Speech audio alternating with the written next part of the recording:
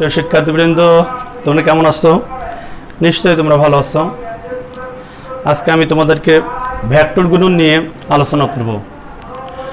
Vector গুণন মূলত দুই প্রকার, একটি স্কেলার রাশি আর একটি ভেক্টরের গুণন, আর দুটি ভেক্টরের গুণন। তাহলে ভেক্টর গুণন দুই প্রকার, একটি স্কেলার ও একটি ভেক্টরের গুণন।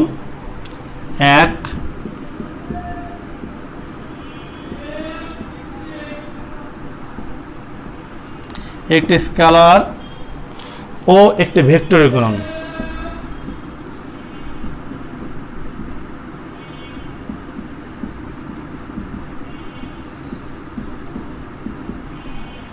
দুই নম্বর হচ্ছে দুটি ভেক্টরের গুণন।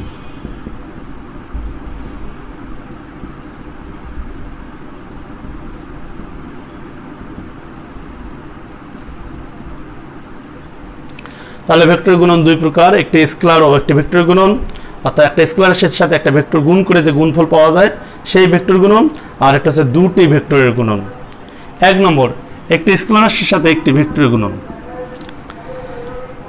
একটি স্কেলার রাশির সাথে একটি ভেক্টরের গুণন। এক নম্বরটা, একটি স্কেলার রাশির সাথে একটি ভেক্টরের গুণন। একটি স্কেলার রাশির সাথে আরেকটি ভেক্টর রাশি গুণ করলে একটি ভেক্টর রাশি পাওয়া যায়। তাহলে একটি স্কেলার রাশির সাথে আরেকটি ভেক্টর রাশি গুণ করলে একটি ভেক্টর রাশি পাওয়া যায়। আর এই ভেক্টরের মান মূল ভেক্টরের মানের, এই ভেক্টরের দিক মূল ভেক্টরের দিকে হয়। এই ভেক্টরের দিক মূল ভেক্টরের দিকে হয়। যেমন ধরে এম একটি স্কেলার রাশি, যেটা ভর দিয়ে প্রকাশ করা হয়েছে, এর সাথে একটি ভেক্টর রাশি ভি গুণ করা হলো। তো এম স্কেলার রাশিকে ভেক্টর রাশি অর্থাৎ ভি মানে বেগ, ভেক্টর রাশি বেগ দিয়ে গুণ করলে পাওয়া যাচ্ছে এম ভি। এম ভি মানে ভরবেগ, ভরবেগকে পি দিয়ে প্রকাশ করা হয়েছে। তা ভরবেগ পি একটি ভেক্টর রাশি, এই ভরবেগ পি ভেক্টর রাশির দিক মূল ভেক্টর রাশি ভি ভেক্টরের দিকে, অর্থাৎ P equal M V. V ভেক্টরের দিক যেদিকে, পি ভেক্টর দিকও সেদিকে। অনুরূপভাবে আমরা আরো বলতে পারি এফ ইকুয়াল এম এ। এ একটি ভেক্টর রাশি, এম একটি স্কেলার রাশি। এই এম স্কেলার রাশিকে এ ভেক্টর রাশিতে গুণ করে আরেকটি ভেক্টর রাশি পাওয়া গেছে, সেটা হচ্ছে এফ বল। এ ভেক্টর ত্বরণের দিক যেদিকে, এ ভেক্টর বলের দিকও সেই দিকে। এটা হচ্ছে একটি স্কেলারের সাথে একটি ভেক্টর রাশির গুণন। একটি স্কেলার রাশির সাথে একটি ভেক্টর রাশির গুণন। আমি দুটি উদাহরণ তোমাদের দিলাম। একটা পি ইকুয়াল এম ভি, অর্থাৎ ভরবেগ একটি ভেক্টর রাশি যা একটি স্কেলার রাশি, এবং একটি ভেক্টর রাশি বেগের গুণফলের সমন্বয়ে গঠিত। আরেকটি উদাহরণ দিলাম বল একটি ভেক্টর রাশি যা একটি স্কেলার রাশি এম, ভর একটি স্কেলার রাশি, এর সাথে ভেক্টর রাশি ত্বরণ, এই ত্বরণের গুণফলের সমন্বয়ে এই এ বল ভেক্টর রাশিটি গঠিত হয়েছে। মনে রাখতে হবে পি ভেক্টর রাশির দিক মূল ভেক্টর রাশি ভি এর দিকে, এ ভেক্টর রাশির দিক মূল ভেক্টর রাশি এ ভেক্টরের দিকে। এই বিষয়টি জানতে হবে। তাহলে একটি স্কেলার রাশির সাথে একটি ভেক্টর রাশির গুণন, এই গুণনটা আমরা শেষ করলাম। এরপর আছে দুটি ভেক্টরের গুণন।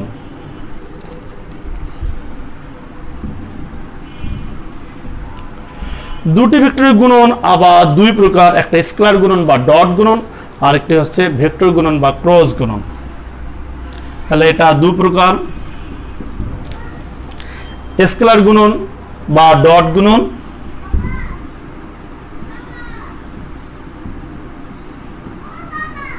স্কেলার গুণন বা ডট গুণন এক। দুই নম্বর হচ্ছে ভেক্টর গুণন বা ক্রস গুণন।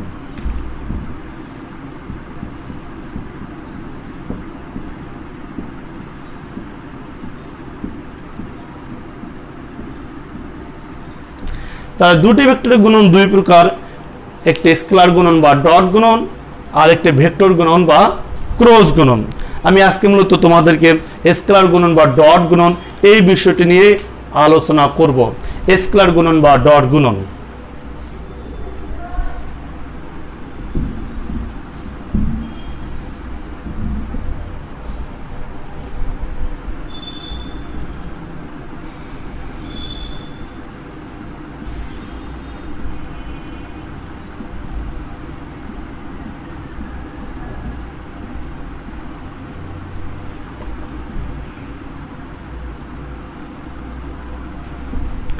স্কেলার গুণন বা ডট গুণন। দুটি ভেক্টরের গুণনে যদি একটি স্কেলার রাশি পাওয়া যায়, অর্থাৎ ভেক্টর করবে দুটো ভেক্টর গুণ করে হবে, পাওয়া যাবে একটি স্কেলার রাশি, এবং এই ভেক্টরের মান হবে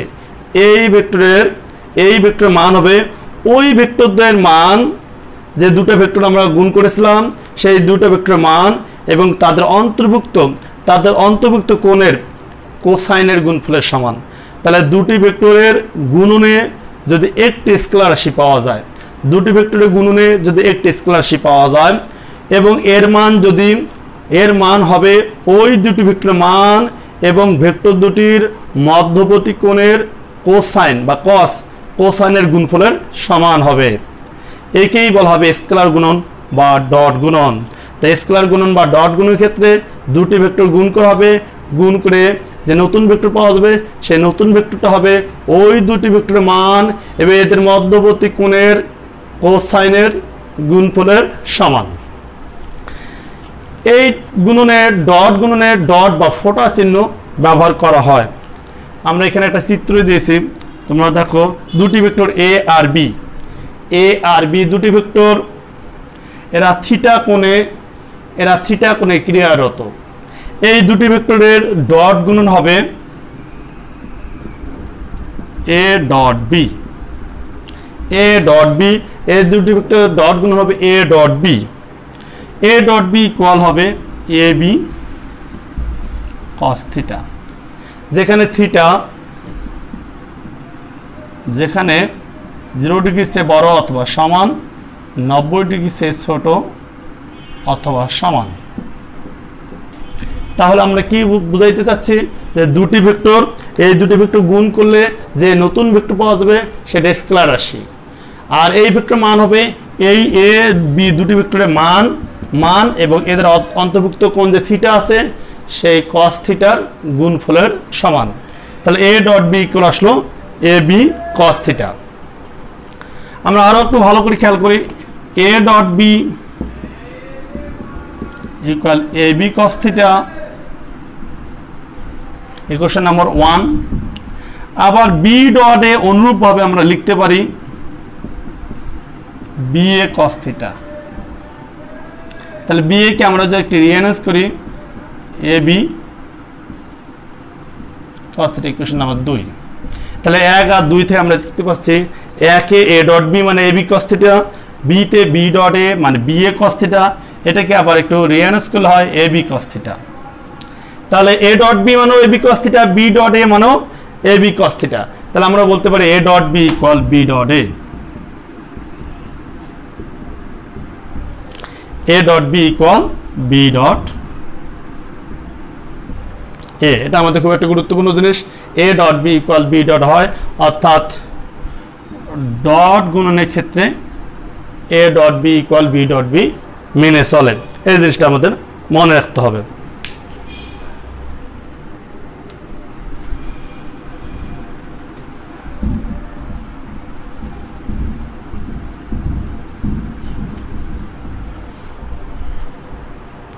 আবার যদি আমি অন্তর্ভুক্ত কোণ থিটা বের করতে চাই, তাহলে A dot B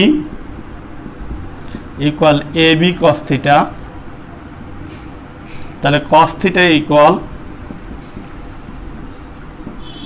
A dot B by A B. তো শুধু theta equal cos inverse A dot B by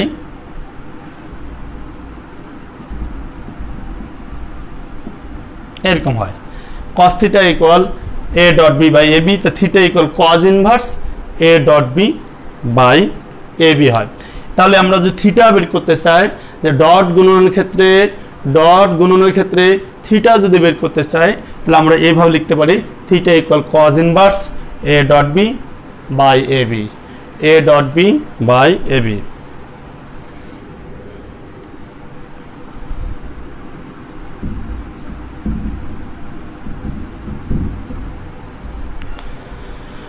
আবার দেখো A dot B equal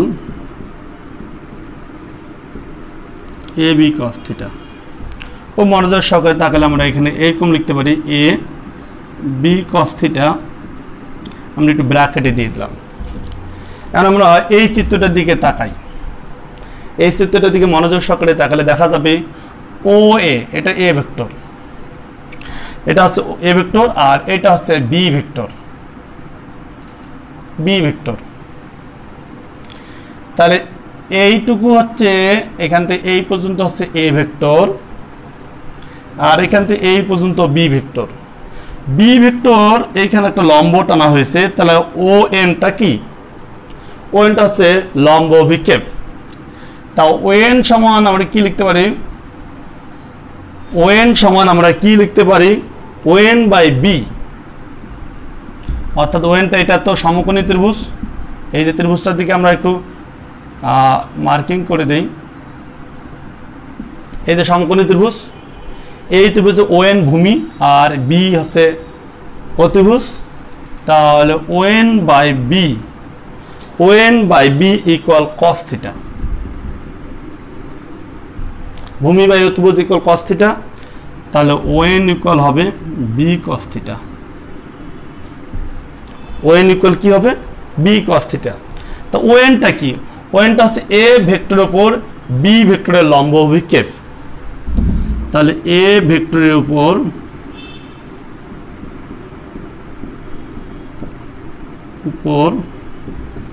B ভেক্টরের লম্ব অভিক্ষেপ,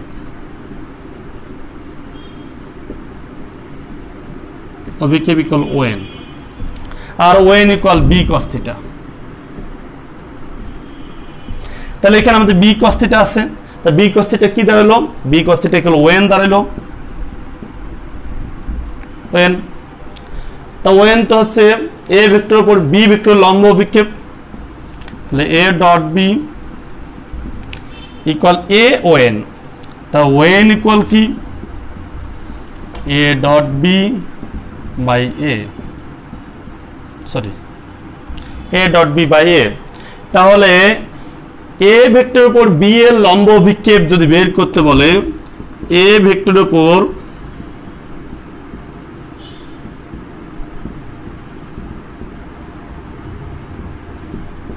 বি এর লম্ব অভিক্ষেপ, লম্ব অভিক্ষেপ যদি বের করতে বলে, তাহলে লম্ব অভিক্ষেপ ইকুয়াল কি হবে? এ ডট বি বাই এ।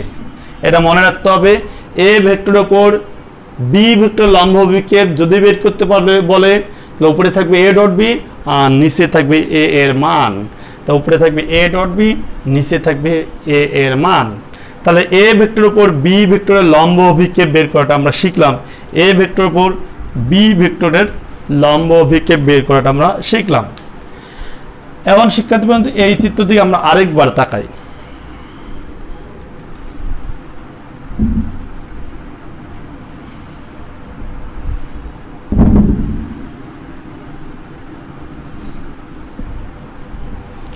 আমরা A dot B equal A B cos theta, এটাকে আমরা লিখতে পারতাম বি এ কস থিটা,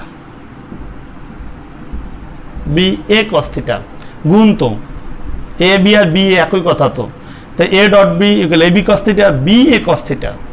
মানে এই এ কস থিটার দিকে তাকাই। এখন আমরা আবার এই চিত্রের দিকে তাকাই, এই চিত্রটিতে তাকাইলে আমরা এই ত্রিভুজটার দিকে তাকাই, লাল করে দিলাম। এই ত্রিভুজটার দিকে তাকায়, এটা হচ্ছে সমকোণী লম্ব, এই বি ভেক্টরের উপর ও এম লম্ব, বি ভেক্টরের উপর ও এম লম্ব। এ ভেক্টরে থেকে এই লম্ব টানা হয়েছে, ও এমটা হচ্ছে বি ভেক্টরের উপর এ ভেক্টরের লম্ব অভিক্ষেপ, ও এমটা হচ্ছে বি ভেক্টরের উপর এ ভেক্টরের লম্ব অভিক্ষেপ। এই কোণটা থিটা, তাহলে এটা হচ্ছে ভূমি, এটা হচ্ছে অতিভুজ। তাহলে ভূমি ও এম, অতিভুজ এ ইকুয়াল কস থিটা। তোমরা জানো ও এম ভূমি বাই অতিভুজ ইকুয়াল কস থিটা। তা ও এম ইকুয়াল দাঁড়াচ্ছে এ কস থিটা, ও এম ইকুয়াল দাঁড়ালো এ কস থিটা। তাহলে ওএমটা কি? ওএমটা হচ্ছে বি ভেক্টরের উপর এ ভেক্টরের লম্ব অভিক্ষেপ। তাহলে ওএমটা কি? ওএমটা হচ্ছে বি ভেক্টরের উপর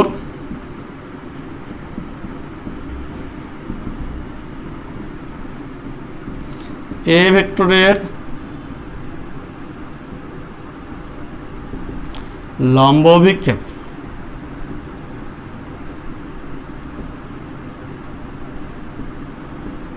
এই হচ্ছে ওএম, বি ভেক্টরের উপর এ ভেক্টরের লম্ব অভিক্ষেপ।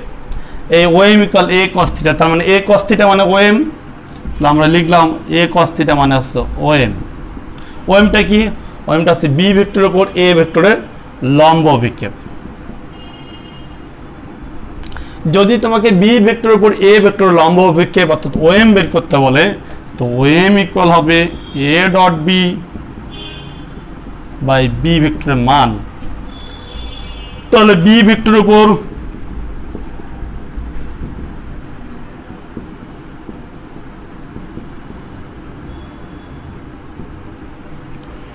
এ ভেক্টর লম্ব অভিক্ষেপ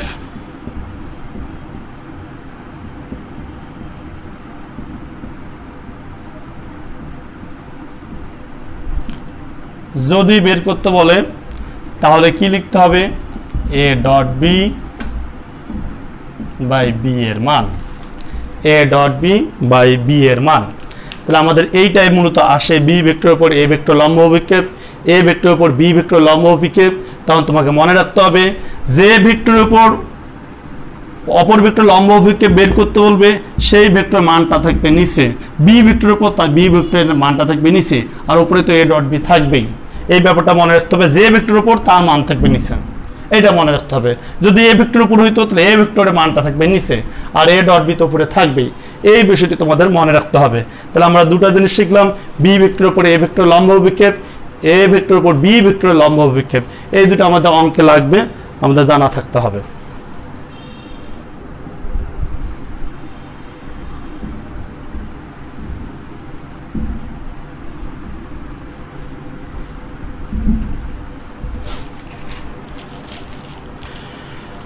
শিক্ষার্থীবৃন্দ, ডট গুণন বা স্কেলার গুণনের ক্ষেত্রে যে বিষয়গুলো খুব বেশি বেশি করে মেনে চলে সেই বিষয়গুলো আমরা এখন বোঝার চেষ্টা করব।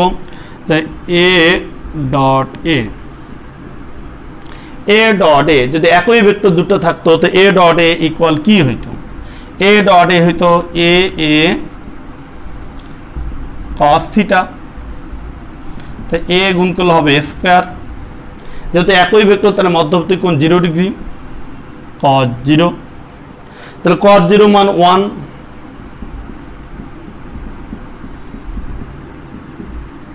তাহলে আমরা পেলাম a dot a equal square, b dot b equal b square.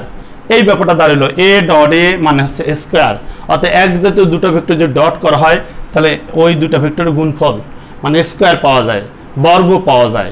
একই জাতীয় ভেক্টর যদি ডট গুণন করা হয় তাহলে দুটো ভেক্টর ডট গুণন করলে ভেক্টরের বর্গ পাওয়া যায়, ভেক্টরের বর্গ। এটা আমরা পড়লাম। আরেকটা জিনিস আমরা তখন পড়াইছি এর আগে, A dot B equal B dot A, এটা তো আমরা একটু আগে বললাম, A dot B equal B dot A. তাহলে এখানে দুটো জিনিস জানা হলো, এই যে একটা আর এই হচ্ছে আরেকটা, দুটো জিনিস জানা হয়ে গেল। যদি দুটো ভেক্টর মধ্যবর্তী কোণ, যদি দুটো ভেক্টর মধ্যবর্তী কোণ 90 ডিগ্রি হতো তাহলে কি হতো? যদি দুটো ভেক্টর মধ্যবর্তী কোণ 90 ডিগ্রি হতো তাহলে কি হতো? তাহলে A dot B equal A B cos theta, তাহলে A B cos 90 degree, cos 90 মান 0, তাহলে এ বি 0 সমান 0। তাহলে দুটি ভেক্টর যদি লম্ব হইতো, মধ্যবর্তী কোণ যদি 90 ডিগ্রি হতো তাহলে এ ডট বি ইকুয়াল হইতো 0। তাহলে এ ভেক্টর ইজ নট যদি 0 হয়, বি ভেক্টর ইজ নট যদি 0 হয়, তাহলে এ ডট বি ইকুয়াল 0 হলে অবশ্যই অবশ্যই এ আর বি লম্ব, অবশ্যই এ আর বি লম্ব, কারণ এ আর বি, এ ভেক্টর আর বি ভেক্টর লম্ব হলেই এরা পরস্পর ডট গুণন করলে শূন্য হয়। যদি এ ভেক্টর আর বি ভেক্টর শূন্য না হয় তাহলে অবশ্যই দুটো ভেক্টর লম্ব করলেই শুধুমাত্র এ ডট বি শূন্য হয়।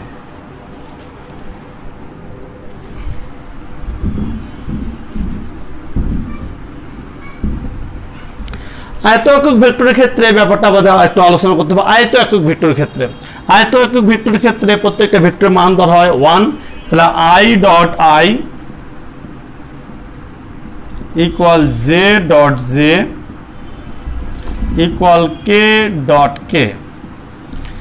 আই আই জে জে সবগুলো গুণ করলে হয় 1। কেন 1 হয়? I dot I equal I I cos theta, তাই মানে 1 1 যেহেতু একক ভেক্টর 1 1, আর কস থিটা তার মানে কস 0, কস 0 ব্র্যাকেট দিয়ে দিলাম। তা কস 0 মান 1, তাহলে সব ক্যালকুলেশন করে হলো 1। এইভাবে I dot I equal 1, J dot J equal 1, K dot K equal 1। যদি এরকম হতো I dot J, J dot K, K dot I, তাহলে কি হইতো? আই এর মধ্যবর্তী কোণ 90 ডিগ্রি, জে কে এর মধ্যবর্তী কোণ 90 ডিগ্রি, কে আই এর মধ্যবর্তী কোণ 90 ডিগ্রি। তা 90 ডিগ্রি হলে 0 হইতো, কারণ হচ্ছে আই ডট জে ইকুয়াল হবে আই জে কস থিটা, তাই 1 জেও 1, আর কস থিটা মানে কস 90 ডিগ্রি, কস 90 মান 0, সব ক্যালকুলেশন করলে হবে 0। তাহলে I J equal J K equal K I, dot গুণন করলে কি আসবে? 0 আসবে। এরপর আরেকটি বিষয় আমাদের অবশ্যই বলতে হবে, আলোচনা করতে হবে, সেটা হচ্ছে স্কেলার গুণন বা ডট গুণনের ক্ষেত্রে বন্টন সূত্র মেনে চলে। অর্থাৎ এ ভেক্টর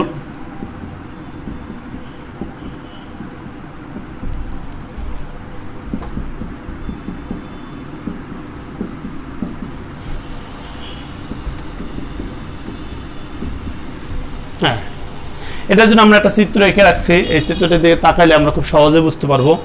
এ ডট বি, এখানে O P A vector, O Q B vector, Q R C vector. তাহলে ও পি সমান এ ভেক্টর, ও কিউ সমান বি ভেক্টর, কিউ আর সমান সি ভেক্টর, ও আর সমান আর ভেক্টর, এটা আর ভেক্টর ধরলাম। এই জিনিসগুলো আমরা বুঝতে পারলাম। তো এ ডট বি সমান কি? এ ডট বি সমান কি হবে? এ ডট বি সমান এ বি কস থিটা। তাহলে এ ভেক্টর আমরা পাইলাম, এ ভেক্টর, বি ভেক্টর, এই যে বি, বি ভেক্টর পাইলাম। এখন আমাদের কস থিটা,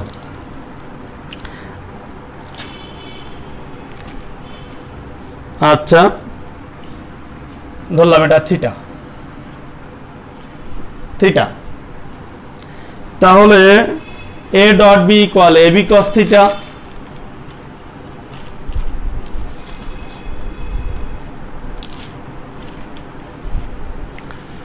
আচ্ছা এ বি কস থিটা। এখন বি কস থিটা, খুব মনোযোগ সহকারে তাকাইতে হবে। বি কস থিটা আমরা এখানে একটা চিত্র এঁকে দেখাই দিই। এই যে বি কস থিটা, এইখানে লিখি, এইখানে ও এম, এই ত্রিভুজটার দিকে তাকাইতে হবে। O Q M, O Q M, এই ত্রিভুজের ও এম, এটা ভূমি, এটা অতিভুজ, অতিভুজটা হচ্ছে বি ইকুয়াল কস থিটা। এটা তো থিটা আমরা শুরুতেই বললাম। তা ও এম ইকুয়াল আসতেছে বি কস থিটা। এই জিনিসটা আমরা এখানে ইউজ করি। তাহলে এ বি কস থিটা ছিল সূত্র অনুযায়ী, তাই বি কস থিটা সমান আমরা কি লিখতে পারি? বি কস থিটা সমান আমরা লিখতে পারি ও এম। জিনিসটা তোমাদের ক্লিয়ার হচ্ছে? বি কস থিটা এইটুকু সমান লিখতে পারি ও এম। তাহলে আসলো এ ও এম। ও এমটা কি? ও এমটা হচ্ছে এ ভেক্টরের উপর বি ভেক্টরের লম্ব অভিক্ষেপ। এরপর আমরা বের করি AC, A dot C. A dot C সমান এসি কস থিটা। এ তো ওপি বা এ লিখলাম, আর সি কস থিটা।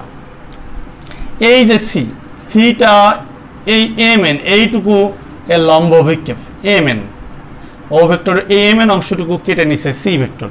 তাহলে সি কস থিটার সমান আমরা লিখতে পারি এম এন।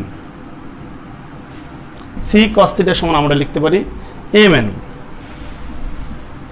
এখন আমরা এটা যে ইকুয়েশন নাম্বার 1 দেই, ইকুয়েশন নাম্বার 2 দেই, তাহলে আমরা এই দুটো যে যোগ করে দেই, A dot B plus A dot C, তাহলে A O M plus A M N.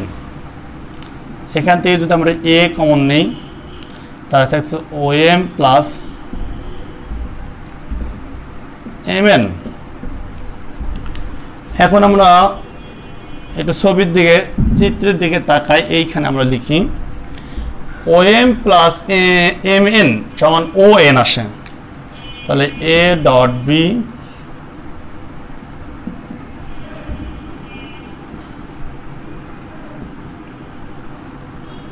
Plus A dot C সমান আসে, এ তো আসে O M plus M N, O M plus M N মানে ও এন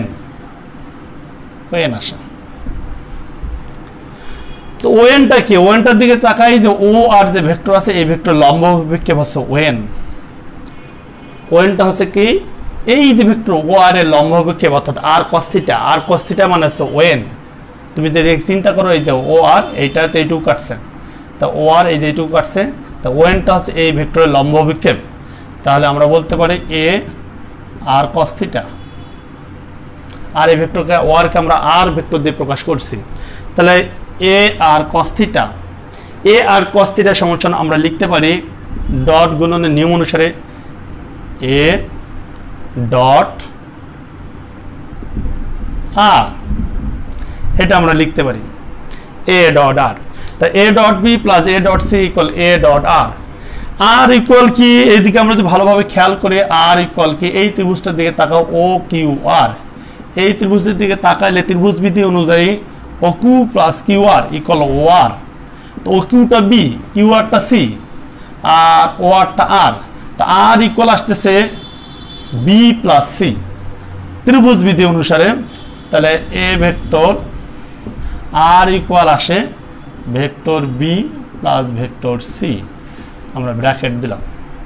তাহলে আমাদের কি দেওয়া হলো? A dot B plus A dot C equal A dot B plus C. তাহলে অতএব আমরা লিখতে পারি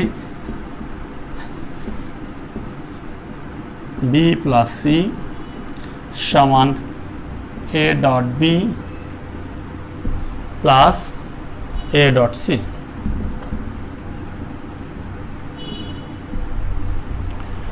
প্রিয় শিক্ষার্থীবৃন্দ, আমরা বন্টন সূত্র খুব সহজভাবে বোঝানোর চেষ্টা করলাম। নিশ্চয়ই তোমরা বুঝেছো আমরা যে ভেক্টরের ডট গুণন যেভাবে সহজভাবে ধীরে ধীরে বোঝানোর চেষ্টা করলাম, তোমরা অবশ্যই বুঝতে পেরেছো। যদি না বুঝে থাকো কমেন্ট বক্সে জানাবা। অবশ্যই বোঝা কথা, একবার না বুঝলেও দুবার তিনবার করে দেখবা, ধীরে ধীরে দেখবা, অবশ্যই বুঝতে পারবা। এত সহজভাবে আর কোথাও বলা নাই। আমরা খুব সহজভাবে স্লো গতিতে ধীরে ধীরে পড়েছি। তাহলে আমরা এর পরবর্তীতে ভেক্টরের আমাদের ভেক্টর গুণনটা বাকি থাকলো বা ক্রস গুণনটা বাকি থাকলো, আমরা পরবর্তী লেকচারে ক্রস গুণনটা দেব ইনশাল্লাহ। তাহলে সবাই ভালো থাকো, সুস্থ থাকো। Stage academy channel